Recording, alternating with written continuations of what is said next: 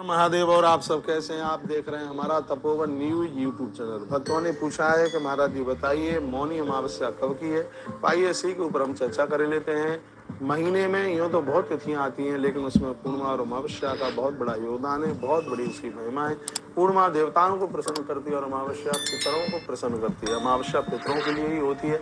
यहाँ तक कहते हैं कि जो अमावस्या को मानता है उसके घर में पितृ दोष नहीं रहता। जिनके घर में अमावस्या को ब्राह्मण देवता के चरण पड़ते हैं उनके घर में पितृ दोष नहीं रहता, उनके घर में नारियां संतानहीन नहीं होती। यह इतनी बड़ी महिमा है। पूर्णिमा मंत्र जपने के लिए, किसी शुभ कार्य के लिए बहुत ही ज्यादा विशेष बताई गई है। मैं आपको निवेदन करना चाहूँगा, अमावस्या तो ऐसी है कि जिस दिन घर में रह के पूजा पाठ और पूर्वजों के लिए, पितरों के लिए सब कुछ किया जाता है। बहुत तरह से तो लोग अमावस्या को घर के बाहर तक नहीं निकलते। अब के बार जो अमावस्या है मौनी अमावस्या है, यह मौनी अमावस्या 18 जनवरी को पड़ रही है। 18 जनवरी को यह महापर्व मनाइए। और श्री प्रयागराज में मौनी अमावस्या का 18 जनवरी का स्नान भी है। मैं उस दिन वही हूँ। कहाँ? श्री प्रयागराज में हूँ, क्योंकि तुलसीवन आश्रम का अखंड भंडारा 14 तारीख से लेकर के 1 फरवरी तक चालू होने के लिए जा रहा है, तो मैं बिल्कुल वहीं हूँगा। और मैं आपको कहना चाहूँगा, ये वही मौनी अमावस्या है जिस दिन कविकुल चूड़ामणि पूज्य गोस्वामी तुलसीदास जी महाराज ने भगवान का दर्शन चित्रकूट की धरती पर इसी मौनी अमावस्या के दिन किया। हनुमान जी की बड़ी कृपा हुई थी। एक दिन की बात थी, हनुमान जी के चरणों में बाबा तुलसी ने प्रणाम करके कहा कि भगवान मुझे मेरे इष्ट का दर्शन करा दीजिएगा। गोस्वामी जी ने कहा कि भगवान तो प्रातः ही निकलते ही हैं रोज, अब मैं कैसे पहचानूं? का भगवान घोड़े पर बैठ करके जाएंगे, देख लेना। दूसरे दिन की बात थी कि भगवान निकल गए, लेकिन बाबा तुलसी नहीं पहचान पाए। हनुमान जी प्रकट हुए, कहा क्या हुआ, तुमने दर्शन नहीं किए? कहा मैं तो समझ ही नहीं पाया।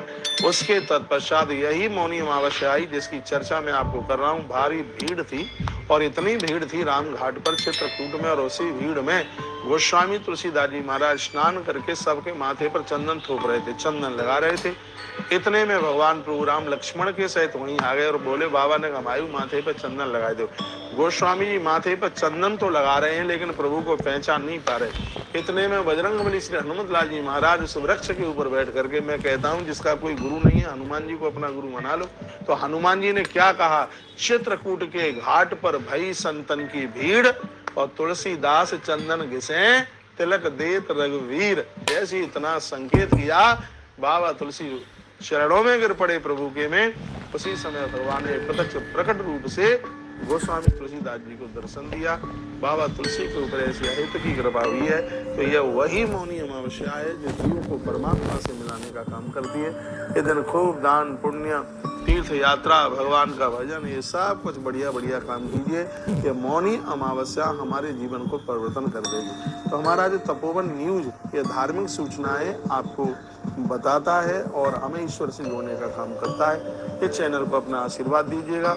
आगामी आने वाले प्रोग्रामों के बारे में, आने वाले व्रत त्योहारों के बारे में आपको बताता रहे। इस चैनल को आप अपने मोबाइल में इसको सब्सक्राइब कर लीजिएगा, तो हर एक नोटिफिकेशन आपके पास पहुंचता रहेगा।